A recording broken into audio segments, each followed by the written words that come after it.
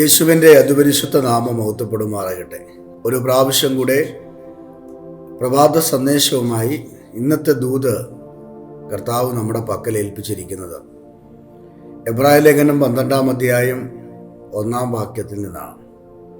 വാക്യം ഇങ്ങനെയാണ്: ആകയാൽ നാമും സാക്ഷികളുടെ ഇത്ര വലിയൊരു സമൂഹം നമുക്ക് ചുറ്റും നിൽക്കുന്നത് കൊണ്ട് സകല ഭാരവും മുറുകെ പറ്റുന്ന പാപവും വിട്ട് നമുക്ക് മുമ്പിൽ വെച്ചിരിക്കുന്ന ഓട്ടം സ്ഥിരതയോടെ ഓടുക.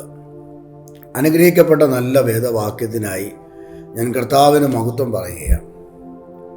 ഇബ്രായലേഖന കർത്താവ് വിശ്വാസത്തിൻ്റെ നായകനും പൂർത്തീകരണമായ യേശുവിനെ നോക്കുവാൻ ആഹ്വാനം ചെയ്യുകയാണ്. നമ്മുടെ മുമ്പിൽ വെച്ചിരിക്കുന്ന ഓട്ടം സ്ഥിരതയോടെ ഓടണം. ആ ഓട്ടം എങ്ങനെയുള്ളതായിരിക്കണം? 2 കാര്യങ്ങൾ ഉപേക്ഷിച്ചിട്ടോടണം. 1 ഭാരം, 2 പാപം. ഭാരം വഹിച്ചുകൊണ്ട് പാപം വഹിച്ചുകൊണ്ട് ഓടുവാൻ ക്രിസ്തീയ ഓട്ടക്കളത്തിൽ പറ്റില്ല. ക്രിസ്തീയ ഓട്ടക്കളത്തിൽ ലക്ഷ്യസ്ഥാനത്തെത്തണമെങ്കിൽ ഒപ്പം കൂട്ടാൻ പറ്റാത്ത 2 കാര്യങ്ങളാണ് ഭാരവും പാപവും. ഇന്ന് മനുഷ്യൻ്റെ ജീവിതത്തിൽ ഏറ്റവും കൂടുതൽ അലതല്ലുന്ന ഒരു വിഷയമാണ് ഭാരപ്പെടുക. പലതിനെ ചൊല്ലിയുള്ള ഭാരം. മക്കളെ ഓർത്ത്, മരുമക്കളെ ഓർത്ത്, ജോലി ഓർത്ത്, കുടുംബജീവിതത്തെ ഓർത്ത്, വിദ്യാഭ്യാസത്തെ, എക്സാമിനെ ഓർത്ത്, വിവാഹ ജീവിതത്തെ ഓർത്ത്, ജോലി മേഖലയിലുള്ളതായ കാര്യങ്ങളെ, നാളേക്കുള്ളതായ ചിന്തകളെ ഓർത്ത് ഭാരപ്പെടുന്ന ഒട്ടനവധി പ്രിയപ്പെട്ടവർ ഇന്ന് പകൽ ഈ സന്ദേശം കേൾക്കുന്നുണ്ട്. ദൈവത്തിൻ്റെ ആത്മാവ് പറയുകയാണ്, ഭാരം മനസ്സിൽ തട്ടുമ്പോൾ നിരാശകൾ ഉണ്ടാകുന്നു. മനുഷ്യൻ പിറുപിറുക്കുന്നു. മനുഷ്യൻ തന്നെ വേദനയോടെ കാണുന്നു. എൻ്റെ ജീവിതം ഇങ്ങനെയായി, ഇനി എനിക്കൊരു ഗതി ഉണ്ടാകില്ല, ഞാൻ എത്ര നാൾ ഇങ്ങനെ ഇരിക്കും, ഒരു ജോലിയില്ലാതെ ഇരിക്കാൻ തുടങ്ങിയിട്ട് നാൾ കുറേയായി, എൻ്റെ കൂടെ പഠിച്ചവർക്കും മുമ്പ് ജോലി ചെയ്തവരൊക്കെ നല്ല നിലയിലെത്തി, അവർ രാജ്യങ്ങളുടെ നന്മകൾ കണ്ടു, അവരുടെ കുഞ്ഞുങ്ങൾ അതിൻ്റെ പുറകെ യാത്ര ചെയ്തു, അവരൊക്കെ നല്ല നിലയിലായി, സ്വന്തമായി വീട്, വാഹനം, വസ്തു, സാമ്പത്തിക ഭദ്രതകളൊക്കെ ഉണ്ടായി. പക്ഷേ ഞാൻ ഇന്നും ഇങ്ങനെ കിടക്കുകയാണ്, ഓരോ ദിവസവും കഷ്ടപ്പെട്ട് ജീവിക്കുകയാണ്, ജോലിയില്ല, ഭവനത്തിലിരിക്കുക, കുറേ നാളായി, ഇനി എങ്ങനെ മുമ്പോട്ട് പോകും എന്നൊരു പിടിയും കിട്ടുന്നില്ല. അസ്വസ്ഥതയാണ്, മനസ്സിന് ഭാരമാണ്, ജീവിതത്തിൽ നിരാശയാണ്, ഉയർച്ച ഉണ്ടാകുവാൻ പറ്റുന്നില്ല. ഇത്യാദി കാരണങ്ങൾ കൊണ്ട് മനുഷ്യൻ ഭാരം അനുഭവിക്കുന്ന സാഹചര്യങ്ങൾ നമുക്ക് അറിയാം. അപ്പോൾ ഭാരപ്പെടുക എന്ന് പറയുന്നത് മനുഷ്യൻ്റെ ജീവിതത്തിൽ പലപ്പോഴും ഒഴിച്ചുകൂടാൻ പറ്റാത്ത ഒരനുഭവമായി മാറിയിരിക്കുകയാണ് ഭാരം. എന്നാൽ വചനം പറയുന്നു, നിങ്ങൾ ലക്ഷ്യസ്ഥാനത്ത് എത്തണമെങ്കിൽ നിങ്ങൾക്കൊരു ഫിനിഷിംഗ് പോയിൻ്റ് ഉണ്ട്, നിങ്ങൾക്കൊരു ലക്ഷ്യമുണ്ട്. നിങ്ങൾ ആ ലക്ഷ്യസ്ഥാനത്ത് വിജയകരമായി ഓടി തീർത്ത് എത്തിച്ചേരണമെങ്കിൽ നിങ്ങളുടെ മനസ്സിനെ ഭരിക്കുന്ന ഭാരം വിട്ടുകളയണം. ഈ ഭാരവും വെച്ചുകൊണ്ട് ഓടിയാൽ ഓട്ടത്തിൽ അങ്ങ് എത്തുകയില്ല, അതിൻ്റെ ആക്കം വർദ്ധിക്കുകയില്ല, നിരാശകളായിരിക്കും. പലരും തലയിൽ കൈവച്ച് കുത്തിയിരിക്കുന്ന കണ്ടിട്ടില്ലേ? പിറുപിറുത്തോണ്ടിരിക്കുന്ന കണ്ടിട്ടില്ലേ? ചില ആളുകളെ നമ്മൾ കണ്ടില്ലേ, പോസിറ്റീവ് ഒന്നും പറയത്തില്ല, നെഗറ്റീവ് മാത്രം പറയും. മക്കളുടെ കാര്യം പറഞ്ഞാലും നെഗറ്റീവ് പറയും, കുടുംബത്തിൻ്റെ കാര്യം പറഞ്ഞാൽ നെഗറ്റീവ് പറയും, സ്വന്തം കാര്യം പറഞ്ഞാലും നെഗറ്റീവ് പറയും, ജോലിയുടെ കാര്യം പറഞ്ഞാലും നെഗറ്റീവ് പറയും. ഇനി എന്തിനേറെ ആത്മീയ വിഷയം പറഞ്ഞാൽ പോലും നെഗറ്റീവ് പറയുന്ന ഒരു കൂട്ടം ആളുകൾ നമ്മുടെ ചുറ്റുപാടുകളിലുണ്ട്. അവരാണ് കൂടുതലും ഭാരപ്പെടുന്നത്. ഭാരം കയറുമ്പോൾ അവരവരോട് തന്നെ വെറുപ്പും മടുപ്പും തോന്നുകയും ചില ആളുകൾ ആത്മഹത്യ ചെയ്യുന്നു. എൻ്റെ ഒരു സുഹൃത്ത് കഴിഞ്ഞിടയ്ക്ക് വെറും 6 ലക്ഷം രൂപ കടം വന്ന കാരണത്താൽ ഭാരപ്പെട്ട് സൂയിസൈഡ് ചെയ്തു. 6 ലക്ഷം രൂപ. ഇവിടെ ലക്ഷക്കണക്കിന് രൂപ കടമുള്ള ആളുകളുണ്ട്. പക്ഷേ 6 ലക്ഷം രൂപ കടമുള്ളത് വലിയ കടമാണോ എന്ന് ചോദിച്ചാൽ അല്ലാന്നും പറയാൻ പറ്റത്തില്ല, ആണെന്നും പറയാൻ പറ്റത്തില്ല. കടം എപ്പോഴും ഒരു കടമാണല്ലോ. അത് 10,000 രൂപ കൊടുക്കാനാണെങ്കിലും നമുക്കതൊരു ബാധ്യതയാണ്, ഒരു വേടാണ്. പക്ഷെ ഇവിടെ ആ മനുഷ്യൻ സൂയിസൈഡ് ചെയ്യാൻ കാര്യം തന്നെ അലട്ടിയ നിരാശയാണ്, ഭാരമാണ്. എങ്ങനെ കൊടുത്തു തീർക്കും? നാലാടെ മുമ്പിൽ എങ്ങനെ നിൽക്കും? എങ്ങനെ ജീവിക്കും? ഓരോ ദിവസം കൂടുന്തോറും അതിൻ്റെ പലിശയും കയറിക്കൊണ്ടിരിക്കുകയാണ്. ഞാൻ ഇവിടം കൊണ്ട് തീരും, എനിക്കൊരു ഗതി പിടിക്കില്ല, ഇനി ഞാൻ ഉയരില്ല എന്നുള്ള ഭാരം മനസ്സിൽ തട്ടുമ്പോഴാണ് അവൻ ആത്മഹത്യ ചെയ്യുന്നത്. ഇന്ന് രാവിലെ എന്നെ കേൾക്കുന്ന എൻ്റെ പ്രിയ സഹോദരങ്ങളെ, ജീവിതത്തിൽ ആത്മഹത്യയുടെ വക്ക് നിൽക്കുന്ന ചില ആളുകൾ ഇന്ന് രാവിലെ ഈ സന്ദേശം കേൾക്കുമ്പോൾ അവരോട് ഞാൻ ചോദിക്കുന്നു, എൻ്റെ പ്രിയരെ, നിങ്ങൾ നിസാര വിഷയത്തിൽ ജീവിതം അവസാനിപ്പിക്കാനല്ല, ഭാരപ്പെട്ട് നിരാശപ്പെട്ട് ഏതോ ഒരു വലിയ പരാജയത്തിൻ്റെ മുമ്പിൽ കഴിയാനല്ല ദൈവം നിങ്ങളെക്കുറിച്ച് ആഗ്രഹിക്കുന്നത്. പകരം പരിശുദ്ധാത്മാവിന് നിങ്ങളെക്കുറിച്ചൊരു പദ്ധതിയുണ്ട്, നിങ്ങളുടെ കുടുംബത്തെക്കുറിച്ചൊരു പദ്ധതിയുണ്ട്, നിങ്ങളുടെ കുഞ്ഞുങ്ങളെക്കുറിച്ചൊരു പദ്ധതിയുണ്ട്. ഇപ്പോൾ കടന്നു പോകുന്ന ഈ ഞെരുക്കവും ഈ പ്രയാസവും ബുദ്ധിമുട്ടിനെക്കുറിച്ച് ദൈവത്തിന് പദ്ധതിയുണ്ട്. ദൈവത്തിനൊരു പദ്ധതിയില്ലാതെ ഒരിക്കലും നിങ്ങളിങ്ങനെ കിടക്കില്ല. നിങ്ങൾ ദൈവ മക്കളാണെങ്കിൽ ദൈവത്തിന് നിങ്ങളെക്കുറിച്ചൊരു പദ്ധതിയുണ്ട്. അതുകൊണ്ടാണ് യോബിനെ സാത്താൻ്റെ കയ്യിൽ ദൈവം ഏൽപ്പിച്ചു കൊടുത്തത്. എന്നിട്ട് ദൈവം പറഞ്ഞൊരു പദമുണ്ട്, അവനുള്ളതിനെല്ലാം നീ തൊട്ടു, പക്ഷെ പ്രാണനെ മാത്രം എന്ത് ചെയ്യരുത്, തൊടരുത്. പ്രാണനെ തൊടരുത്. അതിനർത്ഥം എന്താണ്? ദൈവത്തിന് ഇയ്യോബിനെക്കുറിച്ചൊരു പദ്ധതിയുണ്ട്. സാത്താനെ, നിനക്ക് ഇയ്യോബിൻ്റെ ജീവിതത്തിൽ ചെയ്യാവുന്ന എല്ലാ നഷ്ടങ്ങളും കഷ്ടങ്ങളും വരുത്തിയിട്ട് നീ കുഴയുന്ന മടുക്കുന്നൊരു സമയമുണ്ടല്ലോ, അന്ന് ഞാൻ എൻ്റെ പദ്ധതി ഇയ്യോബിൻ്റെ മേൽ വെളിപ്പെടുത്തും. ഇയ്യോബിൻ്റെ ഭാരം ഞാൻ നീക്കും. നഷ്ടപ്പെട്ടു പോയതെല്ലാം ഞാൻ തിരികെ കൊടുക്കും. മക്കളായാലും മൃഗമായാലും ആരോഗ്യമാണെങ്കിലും എല്ലാം ഞാൻ തിരികെ കൊടുക്കും. അത് ദൈവത്തിൻ്റെ പദ്ധതിയാണ്. അതുകൊണ്ട് ഇയ്യോബിനെക്കുറിച്ചുള്ള ദൈവത്തിൻ്റെ ഗീതം, നിയോഗം അങ്ങനെ തന്നെയാണ്. എൻ്റെ പ്രിയപ്പെട്ട സഹോദരങ്ങളെ, പരിശുദ്ധാത്മാവിൻ്റെ ശക്തിയോടും ദൈവകൃപയോടും കൂടെ ഞാൻ ഇന്ന് രാവിലെ ഈ സന്ദേശം നിങ്ങൾ കൈമാറുകയാണ്. ഭാരം അനുഭവിക്കുന്നവരെ, മുറുകെ പറ്റുന്ന പാവവും ഭാരവും കൊണ്ടുനടക്കുന്ന പ്രിയപ്പെട്ടവരെ, നിങ്ങളുടെ ഓട്ടം സ്ഥിരതയുള്ളതാകണമെങ്കിൽ, ലക്ഷ്യസ്ഥാനത്ത് നിങ്ങൾ എത്തണമെങ്കിൽ ഇതിനെ നിങ്ങൾ ഉപേക്ഷിച്ചേ പറ്റൂ. ഇത് മറ്റൊരാൾക്കെടുത്ത് മാറ്റാൻ പറ്റുന്ന കാര്യമല്ല. നിങ്ങൾ തന്നെ അതിനെ ഉപേക്ഷിക്കണം. ജീവിതത്തിൽ ഭാരം അനുഭവിക്കുന്ന ഒത്തിരി ജീവിതങ്ങളുണ്ട്. മക്കളില്ലാതെ ഭാരപ്പെടുന്നവർ ഭാരം അനുഭവിക്കുന്നില്ലേ? ഇബ്രായ ലേഖനം 11-11 വാക്യത്തിൽ അവിടെ എഴുതിയിരിക്കുന്നത് ഇങ്ങനെയാണ്. സാറായെക്കുറിച്ച് പറയുന്നത്, വിശ്വാസത്താൽ സാറായും വാഗ്ദത്തം ചെയ്തവനെ വിശ്വസ്തനെന്ന് എണ്ണു ആകയാൽ പ്രായം കഴിഞ്ഞിട്ടും. നിങ്ങളെ പദം നോക്കിയേ, പ്രായം കഴിഞ്ഞിട്ടും എന്ന് പറഞ്ഞാൽ മരിക്കാനുള്ള പ്രായം കഴിഞ്ഞിട്ടല്ല, ഒരു കുഞ്ഞ് ജനിപ്പിക്കാനുള്ള ഒരു പ്രായമുണ്ട്. ആ പ്രായം കഴിഞ്ഞിട്ടും. അപ്പോൾ ഒരു കുഞ്ഞ് ജനിക്കുന്നതിന്, ഒരു സ്ത്രീ പ്രസവിക്കുന്നതിന് ഒരു പ്രായമുണ്ട്. ആ പ്രായം കഴിഞ്ഞാൽ പിന്നെ ഒരു ആരോഗ്യമുള്ള കുഞ്ഞിനെ ജനിപ്പിക്കുവാൻ ആ സ്ത്രീക്ക് കഴിഞ്ഞില്ലെന്ന് വന്നേക്കാം. കാരണം പ്രത്യുൽപാദന ശേഷി നഷ്ടപ്പെട്ടിട്ടും, പ്രത്യുൽപാദനത്തിനുള്ളതായ ശക്തി നഷ്ടപ്പെട്ടിട്ടും. നമുക്കറിയാം, ഒരു സഹോദരി അല്ലെങ്കിൽ ഒരു അമ്മ, ഒരു സ്ത്രീ അവിടെ ജീവിതത്തിൽ കുറേ കാലം കഴിയുമ്പോൾ, ഒരു 10-40 വയസ്സൊക്കെ കഴിഞ്ഞാൽ പിന്നെ അവിടെ ഗർഭപാത്രം ഒട്ടിപ്പോകും. പിന്നെ ഒരു ഗർഭപാത്രത്തിനകത്ത് ഒരു കുഞ്ഞിനെ ജനിപ്പിക്കുക എന്ന് പറയുന്നത് അത്ര ഈസിയായ കാര്യമല്ല. അതുകൊണ്ടാണ് ഡോക്ടർമാർ പറയുന്നത്, നല്ല പ്രായത്തിൽ തന്നെ ഒരു 30 വയസ്സിന് താഴെ കുഞ്ഞുങ്ങൾക്ക് ജന്മം കൊടുക്കണമെന്ന് പറയുന്നത്. ആരോഗ്യമുള്ള നല്ല ഹെൽത്തിയായ കുഞ്ഞുങ്ങളെ ജനിപ്പിക്കുവാൻ ആ പ്രായം ഉചിതമാണ് എന്ന് ഡോക്ടർമാർ പറഞ്ഞിട്ടുണ്ട്. അപ്പം ആ പ്രായം കഴിഞ്ഞിട്ടും, പ്രത്യുൽപാദന ശേഷി കഴിഞ്ഞിട്ടും പ്രത്യുൽപാദനത്തിനുള്ള ശക്തി അവൾ പ്രാപിച്ചു. അപ്പോൾ അവിടെ നിരാശ മനുഷ്യനല്ലേ.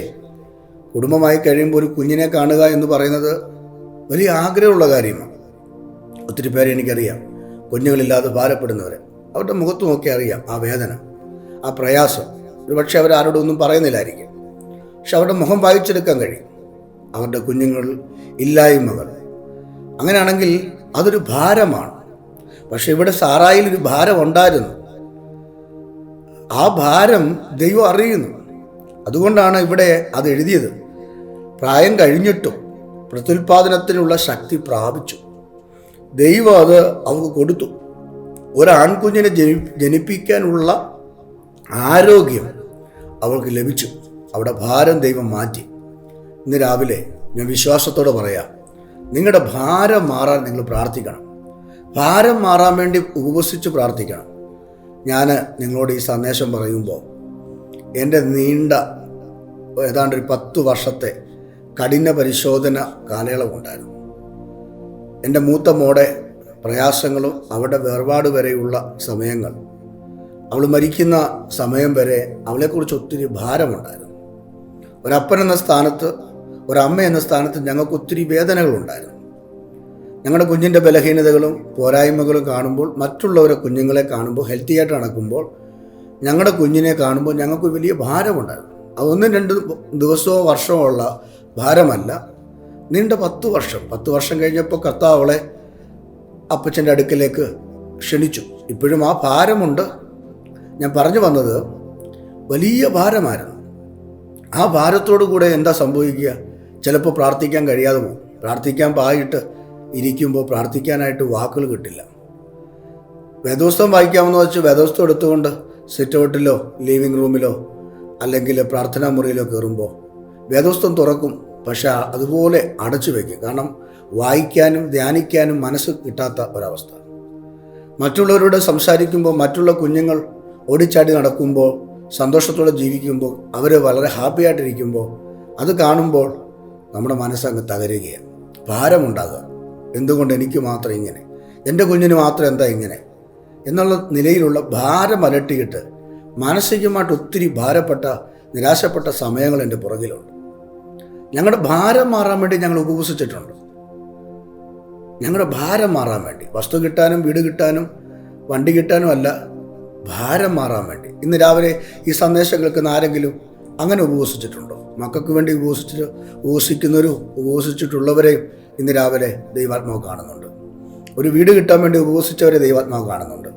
ജോലി കിട്ടാൻ ഉപവസിച്ചവരെ ദൈവാത്മാവ് കാണുന്നു. പക്ഷേ മനസ്സിൻ്റെ ഭാരം മാറാൻ വേണ്ടി ഉപവസിച്ച ആരെങ്കിലും ഇന്ന് രാവിലെ എന്നെ കേൾക്കുന്നുണ്ടോ? ഞാൻ, എൻ്റെ കുടുംബം, ഞങ്ങൾ ഉപവസിച്ചതാണ്. എൻ്റെ ഭാര്യയും ഞാനും ദീർഘദിവസങ്ങൾ പ്രാർത്ഥിച്ചിട്ടുണ്ട്, ഉപവസിച്ചിട്ടുണ്ട്. ഭാരം ഒന്ന് മാറണം, ഞങ്ങളുടെ നിരാശയൊന്ന് മാറണം. പ്രാർത്ഥിക്കാനിരിക്കുമ്പോഴും, മറ്റുള്ളവരോട് സംസാരിക്കുമ്പോഴും, പുറത്തു പോകുമ്പോഴും, മറ്റുള്ള കുഞ്ഞുങ്ങളെ കാണുമ്പോഴും ഞങ്ങളുടെ മനസ്സിനകത്തെ ആ ഭാരമുണ്ടല്ലോ, അതാർക്കും അറിയില്ല, മറ്റൊരാൾക്ക് അറിയത്തില്ല. ആ വഴി കടന്നു പോകുന്നവർക്ക് അതിൻ്റെ പെയിൻ അറിയത്തുള്ളൂ. ഞാനിത് രാവിലെ നിങ്ങളോട് പറയുമ്പോൾ ആ പെയിൻ നിങ്ങൾക്കത് വാസ്തവമായിട്ട് അറിയണമെന്നില്ല. ആ വഴി കടന്നു പോയെങ്കിൽ മാത്രമേ അറിയത്തുള്ളൂ. അപ്പോൾ ആ ഒരു ഭാരം വലിയ ഭാരമാണ്. ആ ഭാരം കൊണ്ട് എന്താ സംഭവിക്കുക? ഒരു കാര്യം പൂർത്തിയാക്കാൻ പറ്റത്തില്ല, പ്രാർത്ഥന പൂർത്തിയാക്കാൻ പറ്റത്തില്ല, ഒരു ജോലി പൂർത്തിയാക്കാൻ പറ്റത്തില്ല, ഒരു പ്രസംഗം പൂർത്തിയാക്കാൻ പറ്റത്തില്ല, എൻ്റെ ഭാഷയിൽ പറഞ്ഞാൽ. അപ്പം പലതിൻ്റെയും കാര്യങ്ങൾ മുടങ്ങിപ്പോകുക ഭാരം കൊണ്ട്. ചില കണ്ടിട്ടില്ല, ആഹാരം പോലും എന്ത് ചെയ്യത്തില്ല, കഴിക്കത്തില്ല, ഭാരമാണ്. അപ്പോൾ അവരോട് പറയും നിങ്ങൾ ഫുഡ് കഴിക്കും, അവർ പറയും കഴിക്കാൻ എന്ത് ചെയ്യുന്നില്ല, തോന്നുന്നില്ല. ചിലർ കിച്ചണിൽ പോയി പ്ലേറ്റ് എടുത്ത് ചോറും കറിയും വേണ്ടതെല്ലാം കൂടെ എടുത്തുകൊണ്ട് ഡൈനിങ് ഹാളിൻ്റെ ഹാളിൽ പോന്നിട്ട് ആ ഡൈനിങ് ടേബിളിൽ ഇരുന്ന് കൈ ഇട്ട് ഇളക്കും, പക്ഷെ കഴിക്കാറില്ല, കഴിക്കത്തില്ല, എഴുന്നേറ്റ് പോകും. അങ്ങനെ കേൾക്കുന്ന ആളുകൾ എൻ്റെ മുമ്പിലുണ്ട്. ചില നാളുകൾ നീ കരഞ്ഞിട്ടുണ്ടാകാം. പലപ്പോഴും ആഹാരത്തിൻ്റെ മുമ്പിൽ എഴുന്നേറ്റ് പോയി കാണും. ചില ദിവസങ്ങൾ, നീണ്ട ദിവസങ്ങൾ പട്ടിണി കിടന്നിട്ടുണ്ടാകാം, അത്താഴം മുടങ്ങിയിട്ടുണ്ടാകാം. ഭാരം കൊണ്ട് കിടക്കാൻ പറ്റി കാണത്തില്ല. തിരിഞ്ഞും മറിഞ്ഞും കിടന്ന അവസ്ഥകൾ നിൻ്റെ ജീവിതത്തിലുണ്ടാകാം. നിൻ്റെ കണ്ണിൽ നിന്ന് കണ്ണുനീരൊഴുകി നിൻ്റെ തലയണ മുഴുവനും നനഞ്ഞ് ആ തലയണ എടുത്ത് കളഞ്ഞ് സ്വന്തം കൈ ചുരുട്ടി കയ്യെ തല വെച്ച് കിടന്ന് ഉറങ്ങുന്നവരെന്നെ കേൾക്കുന്നുണ്ടാകാം. ഭാരമാണ്, പലതിനെ ചൊല്ലിയുള്ള ഭാരം. ഭർത്താവിൻ്റെ മദ്യപാനത്തെക്കുറിച്ചുള്ള ഭാരം, കുഞ്ഞുങ്ങളുടെ ഭാവിയെക്കുറിച്ചുള്ള ഭാരം, വിവാഹം നടക്കാത്ത കുഞ്ഞിനെക്കുറിച്ചുള്ള ഭാരം, കടം വീട്ടാൻ കഴിയാത്തതിനെക്കുറിച്ചുള്ള ഭാരം. ഇന്ന് രാവിലെ പരിശുദ്ധാത്മ പറയുന്നു, ഭാരം യഹോവയുടെ മേൽ വെച്ചുകൊള്ളുക. ലോകത്ത് നിങ്ങൾക്ക് കഷ്ടമുണ്ട്, എങ്കിലും ധൈര്യപ്പെടുകയും ഞാൻ ലോകത്തെ ജയിച്ചിരിക്കുന്നു എന്ന് അരുമമണവാളനായ യേശു നമ്മോട് പറഞ്ഞിട്ടുണ്ടെങ്കിൽ ഇന്ന് രാവിലെ ഭാരം വിട്ട് ഓടുവാനുള്ള ശക്തി പ്രാപിക്കുക. ഇവിടെ സകല ഭാരവും വിട്ട് മുമ്പോട്ട് ഓടുക. പുറകോട്ടല്ല നിങ്ങൾ നോക്കണ്ടേ, മുമ്പോട്ട് തന്നെ പോവുക. ജീവിതമാകുമ്പോൾ പ്രശ്നങ്ങളും പ്രതികൂലങ്ങളും വേദനകളും ഒക്കെ കടന്നു വരും പ്രിയരെ. അതിനെ ആശ്വസിപ്പിക്കാൻ ഒരു മനുഷ്യനെ കൊണ്ടും പറ്റില്ല. ചിലപ്പോൾ മനുഷ്യൻ നമ്മളെ ആശ്വാസ വാക്കുകൾ പറഞ്ഞേക്കാം, അതൊരു പരിമിതി വരെയുള്ളൂ, ഒരു പരിമിതി സമയം വരെയുള്ളൂ. പക്ഷെ അതിനപ്പുറത്ത് നീ തനിച്ചായിരിക്കും, നീ നിൻ്റെ ഭാരവും ദൈവസന്നിധി നീ ഒറ്റയ്ക്കായിരിക്കും. പക്ഷെ അവിടെ ദൈവം നിന്നെ നടത്തുന്ന ഒരു പരിപാലനമുണ്ട്. അതുകൊണ്ട് ഇന്ന് രാവിലെ വിശ്വാസത്തോടെ നിങ്ങൾ പ്രാർത്ഥിക്കുക. ഭാരം മാറണമെങ്കിൽ ഒന്ന്, അവിശ്വസിക്കാതെ പ്രാർത്ഥിക്കണം. റോമാലേഖനം 4:20-21. അവിശ്വസിക്കാതെ പ്രാർത്ഥിക്കണം. പ്രാർത്ഥിക്കുന്ന വിഷയത്തിൽ വിശ്വാസം ഉണ്ടായിരിക്കണം. ഏതാണോ നിങ്ങൾ പ്രാർത്ഥിക്കുന്ന ആ വിഷയത്തിൽ നിങ്ങൾക്ക് വിശ്വാസം ഉണ്ടായിരിക്കണം. അപ്പോൾ വിശ്വാസത്തോടെ നിങ്ങൾ പ്രാർത്ഥിക്കുക, നിങ്ങളുടെ ഭാരം എന്ത് ചെയ്യും? മാറും. എബ്രായലേഖനം 10 അതിൻ്റെ 23 വാക്യത്തിൽ വായിക്കുന്നു, പ്രത്യാശയ്ക്ക് ഭംഗം വരാതെ പ്രാർത്ഥിക്കണം. അപ്പോൾ 2 കാര്യങ്ങൾ നിങ്ങൾ ശ്രദ്ധിക്കണം. ഭാരം മാറണമെങ്കിൽ 2 രീതിയിൽ പ്രാർത്ഥിക്കണം. ഒന്ന്, അവിശ്വാസമില്ലാതെ വിശ്വാസത്തോടെ പ്രാർത്ഥിക്കണം. മറ്റൊന്ന്, പ്രത്യാശയ്ക്ക് ഭംഗം വരാതെ പ്രത്യാശയോടെ പ്രാർത്ഥിക്കണം. ഈ 2 രീതിയിൽ നിങ്ങൾ പ്രാർത്ഥിക്കാൻ തുടങ്ങിയാൽ നിങ്ങളുടെ ജീവിതത്തിലെ ഭാരം കർത്താവ് എടുത്തു മാറ്റും. അതുകൊണ്ട് നിരാശപ്പെടേണ്ട, മുമ്പോട്ട് പോവുക. സകല ഭാരവും കർത്താവിൽ വയ്ക്കുക. നിങ്ങൾക്ക് വേദനയുള്ളത് തമ്പുരാൻ്റെ മുമ്പിൽ കൊണ്ടുവരിക. നിങ്ങൾ ദൈവസന്നിധി ഏൽപ്പിക്കുക. കർത്താവിനോട് പറയുക, കർത്താവേ, ഈ വിഷയം എനിക്ക് ഒത്തിരി ഭാരമാണ്, എനിക്കിങ്ങനെ മുമ്പോട്ട് പോകാൻ പറ്റത്തില്ല, ഒത്തിരി വേദനയെ കൂടെ കടന്നു പോകുന്നത്. കർത്താവ് ഇത് ഏറ്റെടുക്കണം. കർത്താവ് ഈ വിഷയത്തിൽ പരിഹാരം തരണം. അങ്ങനെ പ്രാർത്ഥിക്കാൻ തയ്യാറുള്ള ദൈവമൊക്കെ സ്തോത്രം ചെയ്യുന്നു. ഒരു പുതിയ വാതിൽ ദൈവം നമുക്ക് തുറക്കാൻ പോവുക. നിന്റെ ഞെരുക്കം ദൈവം മാറ്റാൻ പോവുക. അടഞ്ഞ വാതിൽ ദൈവം തുറക്കാൻ പോവുക. ഇരുമ്പോടാമ്പലുകൾ കൊണ്ട് അടച്ചു വെച്ച വാതിലുകൾ സ്വർഗം നിന്നെക്കൊണ്ട് തുറക്കാൻ പോവുക. സ്വർഗം വാതിൽ തുറന്നുള്ള പ്രത്യേകത എന്തറിയാമോ? ഇനി ഒരു മനുഷ്യനും ഒരു സാത്താന്യ ശക്തിക്കും അതിനെ അടയ്ക്കാൻ പറ്റത്തില്ല. ആർക്കും അടയ്ക്കാൻ പറ്റാത്ത രീതിയിലാണ് തുറക്കുന്നത്. അതുകൊണ്ട് വെളിപ്പാട് പുസ്തകത്തിൽ വായിക്കുന്നത്, നിനക്ക് അല്പമേ ശക്തിയുള്ളൂ എങ്കിലും ഞാൻ നിൻ്റെ മുമ്പിൽ വാതിൽ തുറന്നു വച്ചിട്ടുണ്ട്. ദൈവം ഒരു വാതിൽ തുറക്കും പ്രിയരെ. ദൈവം നിങ്ങളെ മാനിക്കും. ഈ ദിവസം പകൽ ആത്മാവിൽ ഞാൻ ദൂത് പറയുക, നിങ്ങളുടെ ഭാരം കർത്താവ് എടുത്തു മാറ്റാൻ പോവാം. എന്തോ ഒന്ന് ശരീരത്തിൽ നിന്ന് ഉരുകിയിറങ്ങുന്നത് പോലെ, മനസ്സിൽ നിന്ന് എന്തോ ഒന്ന് പറന്നു പോകുന്നത് പോലെ ഒരു തോന്നൽ ഇന്ന് പകൽ നിങ്ങൾക്ക് ഉണ്ടാകാൻ പോവുക. കാരണം നിങ്ങൾ പ്രാർത്ഥിക്കുക ദൈവത്തോട്, ഇങ്ങനെ ജീവിക്കാൻ എന്നെ അനുവദിക്കരുത്, ഭാരം ഒഴിഞ്ഞ് ഓട്ടം സ്ഥിരതയോടെ ഓടാൻ ഒരു പുതിയ ശക്തി എനിക്ക് തരണമേ എന്ന് പറഞ്ഞ് പ്രാർത്ഥിക്കുക. ഏത് വിഷയത്തിലാണ് ഭാരപ്പെടുന്നത്? ജോലിയില്ലായ്മയാണോ? മക്കളുടെ എക്സാമിൻ്റെ വിഷയത്തിലാണോ? ഭാവി കാര്യത്തെ ഓർത്താണോ? ഭാരപ്പെടേണ്ട. കർത്താവിൻ്റെ മുമ്പിൽ വെച്ചിട്ട് സ്ഥിരതയോടെ മുമ്പോട്ട് ഓടുക. മുമ്പോട്ട് നീ പോകുക, പുറകോട്ട് നോക്കരുത്. പുറകിലുള്ളതിനെ അല്ല നീ നോക്കേണ്ടത്, മുമ്പിലുള്ളതിനെ ആഞ്ഞുകൊണ്ട് നീ ഓടുക. നിന്റെ മുമ്പിൽ പരമവിളിയുടെ ട്രാക്കുണ്ട്. ആ ട്രാക്കിൽ കൂടെ നീ മുമ്പോട്ട് പോകുക. അങ്ങറ്റത്ത് ചെല്ലുമ്പോൾ കിരീടം നിനക്കുണ്ട്. ഒരു വാക്തത്വ കിരീടം, ഒരു വാക്തത്വ അനുഭവം നിനക്കുണ്ട്. അത് പ്രാപിക്കാം. നിങ്ങൾ അനുഗ്രഹിക്കപ്പെടും. നിങ്ങളുടെ ഭാരം ദൈവം മാറ്റും. സാറായുടെ ഭാരം കർത്താവ് മാറ്റി. വാർദ്ധക്യത്തിലും പ്രത്യുൽപാദന ശേഷി നഷ്ടപ്പെട്ടെങ്കിലും അവിടെ അവൾ ശക്തി പ്രാപിച്ച് അവിടെ ഭാരം ദൈവം നീക്കിയെങ്കിൽ നിങ്ങളുടെ ഭാരവും ദൈവം നീക്കും. എത്ര വലുതാണെങ്കിലും മാനുഷിക ശക്തിക്ക് കഴിയാത്തത്, നിങ്ങൾക്ക് കഴിയാത്തത്, ഇവിടുത്തെ മെഡിക്കൽ സയൻസിന് കഴിയാത്തത്, ഇവിടുത്തെ ഗവൺമെൻറ്റിനോ സർക്കാർക്കോ മറ്റ് സ്ഥാപനങ്ങൾക്കോ കഴിയാത്തത് നിങ്ങൾക്ക് ദൈവം സാധിപ്പിച്ചു തരും. നിരാശപ്പെടേണ്ട, കർത്താവ് കൂടെയുണ്ട്. ധൈര്യത്തോടെ മുമ്പോട്ട് തന്നെ സ്റ്റെപ്പ് വയ്ക്കുക. പുറകോട്ട് നോക്കണ്ട, മുമ്പോട്ട് തന്നെ നിങ്ങൾ പോകുക. പുറകോട്ട് നോക്കി നിങ്ങൾ ലൂത്തിൻ്റെ ഭാര്യയെപ്പോലെ ആകരുത്. മുമ്പോട്ട് നിങ്ങൾ പോകുക. നിങ്ങളുടെ മുമ്പിൽ ഒരു പ്രതീക്ഷയുണ്ട്. നിങ്ങളുടെ മുമ്പിൽ അനുഗ്രഹമുണ്ട്. നിങ്ങൾ അനുഗ്രഹിക്കപ്പെടുമെന്നേ. നിങ്ങളെ ദൈവം അനുഗ്രഹിച്ചില്ലെങ്കിൽ ആരെയാ ദൈവം അനുഗ്രഹിക്കുന്നേ? നിങ്ങളല്ലേ ദൈവത്തിൻ്റെ പ്രിയ മക്കൾ. അതുകൊണ്ട് ഭാരത്തോടെയല്ല, നിരാശയോടെയല്ല, പരമവിളിയുടെ പ്രത്യാശയോടുകൂടെ, പ്രത്യാശയ്ക്ക് ഭംഗം വരാതെ, അവിശ്വാസം ഉണ്ടാകാതെ വിശ്വാസത്തോടെ പ്രാർത്ഥിക്കുക. ദൈവം ഈ അവസ്ഥയ്ക്ക് മാറ്റം വരുത്തും. എന്നെക്കൊണ്ട് പ്രാർത്ഥിക്കട്ടെ. എൻ്റെ കൂടെ ചേർന്ന് പ്രാർത്ഥിക്കുക. പിതാവേ, ഞങ്ങൾക്ക് നൽകിയ നല്ല ചിന്തയ്ക്കായി സ്തോത്രം. ഇന്ന് രാവിലെ ഈ വചനം നിൻ്റെ മക്കളെ ആശ്വസിപ്പിക്കണമേ. പലരും ഭാരത്തിലാണ്, പലതിനെ ചൊല്ലി ഭാരത്തിലാണ്. ആരോടും പറയാതെ ഹൃദയത്തിൻ്റെ ഉള്ളിൽ നെരിപ്പോട് പുകയുന്നത് പോലെ പുകയുക. എന്നാൽ ഇന്നു പകൽ ആ ഭാരം മുഴുവനും അങ്ങയുടെ സന്നിധി കൊണ്ട് വയ്ക്കുക. യേശുവിൻ്റെ നാമത്തിൽ നിൻ്റെ കുഞ്ഞുങ്ങൾ അനുഗ്രഹിക്കപ്പെടട്ടെ. കർത്താവെ മാനിക്കപ്പെടട്ടെ. ബന്ധനങ്ങൾ അഴിയട്ടെ, കെട്ടുകൾ അഴിയട്ടെ, ദുഷ്ടശക്തികൾ വിട്ടുമാറട്ടെ. പിതാവിൻ്റെയും പുത്രൻ്റെയും പരിശുദ്ധാത്മാവിൻ്റെ നാമത്തിൽ ഈ ജനം അനുഗ്രഹിക്കപ്പെടട്ടെ. ഈ ജനം വിടുവിക്കപ്പെടട്ടെ. ഈ ജനത്തോട് ദൈവത്തിൻ്റെ നീതി വെളിപ്പെടുമാറാകട്ടെ. കർത്താവെ, ഇവരുടെ ഭാരം നീക്കണേ. സ്ഥിരതയോടെ ഓടുവാൻ, ലക്ഷ്യസ്ഥാനത്തെത്തുവാൻ കർത്താവെ പ്രാപ്തരാക്കണമേ. വിശ്വാസത്തോടെ അവിശ്വാസം കൂടാതെ പ്രാർത്ഥിപ്പാനും പ്രത്യാശയ്ക്ക് ഭംഗം വരാതെ പ്രാർത്ഥിപ്പാനും കർത്താവിൻ്റെ അവസരം കൊടുക്കണമേ. ദൈവത്തോട് പ്രാർത്ഥിക്കുന്നു. പിതാവിൻ്റെയും പുത്രൻ്റെയും പരിശുദ്ധാത്മാവിൻ്റെ നാമത്തിൽ അങ്ങനെ ഈ ജനത്തിന് വേണ്ടി പ്രാർത്ഥിക്കുന്നു. യേശുവിൻ നാമത്തിൽ ആമേൻ. ദൈവം നിങ്ങളെ അനുഗ്രഹിക്കുമാറാകട്ടെ. ആമേൻ. ഈ സന്ദേശം നിങ്ങൾക്ക് അനുഗ്രഹമാകുന്നുവെങ്കിൽ ഗ്രേസ് ടിവിയുടെ യൂട്യൂബ് ചാനൽ സബ്സ്ക്രൈബ് ചെയ്ത് തൊട്ടടുത്ത ബെൽ ബട്ടൺ കൂടി അമർത്തുക. അതത് ദിവസത്തെ നോട്ടിഫിക്കേഷൻ നിങ്ങൾക്ക് ലഭിക്കുന്നതാണ്. നിങ്ങളുടെ വിലയേറിയ പ്രാർത്ഥനാ വിഷയങ്ങളും അഭിപ്രായങ്ങളും ഞങ്ങളെ അറിയിക്കുക. ഞങ്ങൾ നിങ്ങൾക്ക് വേണ്ടി പ്രാർത്ഥിക്കുന്നതാണ്.